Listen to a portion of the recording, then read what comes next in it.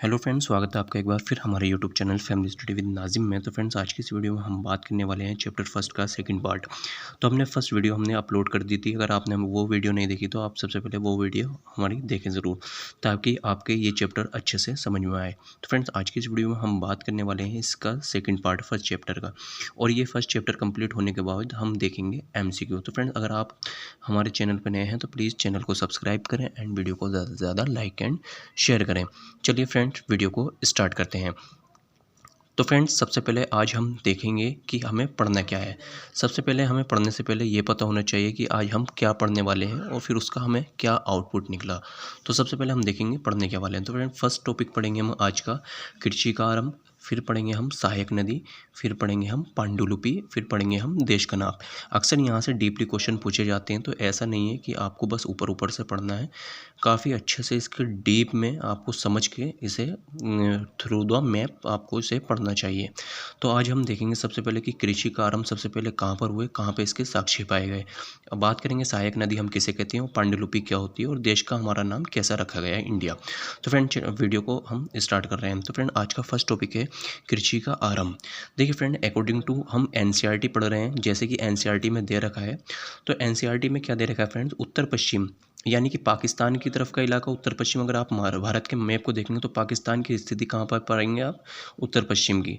तो उत्तर पश्चिम की तरफ क्या था, एक सुलेमान और किरथर की पहाड़ियाँ हैं। तो वहीं पर इसी क्षेत्र में 8000 वर्ष पूर्व स्त्री पुरुषों ने सर्वप्रथम गेहूँ तथा, देखिए यहाँ पर जब भी सर्वप्रथम की बात आएगी यानी कि वो चीज़ हमारी इंपॉर्टेंट हो जाती है एग्जाम्स के लिए। तो यहाँ पर बात की गई है सर्वप्रथम। सर्वप्रथम कौन सी फसल है, गेहूँ तथा जौ फसलों का उपजाना प्रारंभ किया था। कहाँ पर, सुलेमान और किरथर की पहाड़ियों के पास उत्तर पश्चिम इलाके में, जो कि उसका काल अगर पूछे तो 8000 वर्ष पूर्व। ये आपको याद रखना है, यहाँ से एग्जाम में क्वेश्चन पूछे जाते हैं। और UPSC तो यहाँ से गेहूं तथा गन्ना बोल सकता है, यानी कि वो लैंग्वेज को चेंज कर देता है। तो आपको यहाँ से ये इम्पोर्टेंट याद रखना है, इम्पोर्टेंट नोट से ये लाइन आपको याद रखनी है। फिर बात करते हैं भेड़, बकरी, गाय और बैल जैसे पशुओं को पालतू बनाना भी शुरू किया था। प्राचीन काल में कुत्ते को सर्वप्रथम पालतू बनाया गया था। तो ये बात आपको याद रखनी है। अब बात आती है फ्रेंड्स, अकॉर्डिंग टू NCERT जो नेक्स्ट हमारा टॉपिक है सहायक नदी। अब बात आती है कि सहायक नदी हम कहते किसे हैं। अक्सर आप देखेंगे कि गंगा की सहायक नदियों को पता लगाइए मैप में, ऐसे अक्सर आपको जिक्र होता है। तो बात आती है कि सहायक नदी हम कहते किसे हैं। NCERT में इसे भी अच्छे से डीपली बताया गया है कि हम सहायक नदी किसे कहते हैं। तो सबसे पहले हम देखेंगे सहायक नदी, जैसे कि आपको पॉइंट दिख रहा होगा सिंधु तथा उसकी सहायक नदी। अब इसका सहायक नदी का मतलब क्या होता है, तो फ्रेंड्स, सहायक नदी उसे कहते हैं जो नदियाँ बड़ी नदियों में मिल जाती हैं, उन्हें हम सहायक नदी कहते हैं। यानी कि कहने का तात्पर्य यह है कि एक बड़ी नदी में छोटी छोटी नदियाँ जब भी मिल जाती हैं तो वो क्या कहलाती हैं, बड़ी नदी की छोटी सहायक नदियाँ कहलाती हैं। आई होप आप ये समझ गए होंगे। आप मानचित्र में देख सकते हैं, देखिए सिंधु नदी है। तो फ्रेंड, इसकी जो छोटी छोटी सहायक नदियाँ कौन कौन सी है, झेलम है जो कि उत्तर पश्चिम से मिल रही हैं आकर, देखिए आप मैप को अच्छे से देखिए। चेनाब नदी है, रावी नदी है, सतलुज नदी है, सभी ये सिंधु नदी में आकर मिल जाती हैं। तो ये सभी क्या हुई, सिंधु नदी की सहायक नदियाँ हुई। आई होप आपको ये क्लियर हो गया होगा। नेक्स्ट पॉइंट है, लगभग 4700 वर्ष पूर्व इन्हीं नदियों के किनारे क्या बसे, आरंभिक नगर बसे। तो ये आपको याद रखना है फैक्ट्स। बात करते हैं फ्रेंड पांडुलिपि। अब बात आती है कि सबसे पहले कि हम पांडुलिपि कहते किसे हैं। देखिए फ्रेंड, जब भी हम आज अगर हम वर्तमान की बात करें कि जैसे कि आप पुस्तकें पढ़ते हैं तो क्या होती हैं, छप के आ रही हैं। तो ये क्या हुई, पुस्तकें हुई। अगर हम किसी पुस्तक को हाथ से लिख रहे हैं तो वो क्या कहलाती है, पांडुलिपि कहलाती है। आई होप आप ये समझ रहे होंगे। अब बात आती है कि उस ज़माने में तो कागज़ प्रयोग होता नहीं था प्राचीन काल में, तो वो कैसे लिखते थे। तो फ्रेंड, ये भी हमें NCERT में अच्छे से बताया गया है। तो ये पांडुलिपि का आपका कॉन्सेप्ट आई होप क्लियर हो जाएगा। देखिए, पुस्तकें हाथ से लिखी होने के कारण पांडुलिपि कही जाती हैं।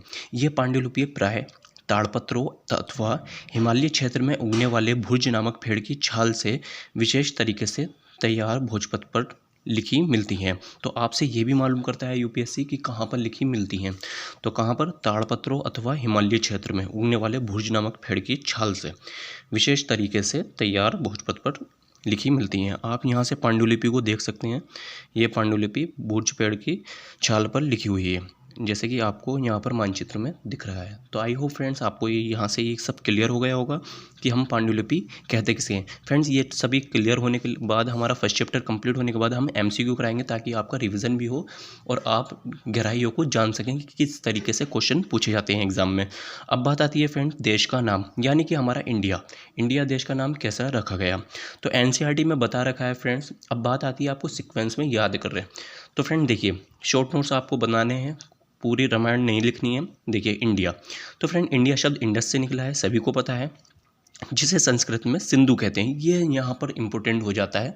हो सकता है यहाँ पर आपको स्टेटमेंट के तौर पर ये पूछ ले। लगभग 2500 वर्ष पूर्व उत्तर पश्चिम की, यानी कि पाकिस्तान की तरफ का इलाका, ईरान इराक इधर की तरफ का, तो उत्तर पश्चिम की ओर से आने वाले ईरानियों और यूनानियों ने सिंधु को हिंदोस अथवा इंदोस और इस नदी के पूर्व में स्थित भूमि प्रदेश को इंडिया कहा। तो यहाँ से आपको याद रखने हैं कौन कौन आए थे। ईरानी और यूनानियों ने सिंधु को क्या बोला था, हिंदोस बोला था अथवा इंदोस बोला था। इसी से हमारा भारत का नाम यानी हमारे देश का नाम इंडिया रखा गया। तो फ्रेंड ये आपको यहाँ से बहुत ही ये जानना बहुत ही ज़्यादा इम्पोर्टेंट है। तो फ्रेंड ये बहुत इम्पोर्टेंट है, अक्सर एग्जाम में यहाँ से क्वेश्चन पूछे भी गए हैं। अब बात आती है भारत। देखिए भारत यानी कि भारत, अब ये कैसे पढ़ा गया। देखिए भारत नाम का प्रयोग उत्तर पश्चिम में ही रहने वाले लोगों को, उत्तर पश्चिम में रहने वाले लोगों के एक समूह के लिए किया जाता है। अगर हम बात करें फ्रेंड, इस समूह का उल्लेख संस्कृत के आरंभिक यानी कि लगभग 3500 वर्ष पूर्व कीर्ति ऋग्वेद में भी मिलता है, इसका जिक्र भारत का। तो भारत से ही नाम हमारे देश का नाम भारत रखा गया। तो फ्रेंड यहाँ से ये हमारे आज की हमने ये जो पढ़े ये हमारे सारे टॉपिक आई होप आपके ये क्लियर हो गए होंगे। जब अभी एक वीडियो और आएगी ताकि हमारा फर्स्ट चैप्टर हमारा कंप्लीट हो जाए। आई होप आपको ये समझ में आ गई होगी। हम देखेंगे जब फर्स्ट चैप्टर हमारा कंप्लीट हो जाएगा तो हम इसके MCQ देखेंगे ताकि आपका रिवीजन भी हो जाए और आपको पता भी चल सके कि किस टाइप के क्वेश्चन एग्जाम में पूछे जाते हैं। तो फ्रेंड्स आई होप आपकी ये वीडियो समझ में आई होगी। फ्रेंड्स अगर आप हमारे चैनल पर नए हैं तो प्लीज़ चैनल को सब्सक्राइब करें एंड वीडियो को ज़्यादा से ज़्यादा लाइक एंड शेयर करें। मिलते हैं नेक्स्ट पार्ट में। Thank you.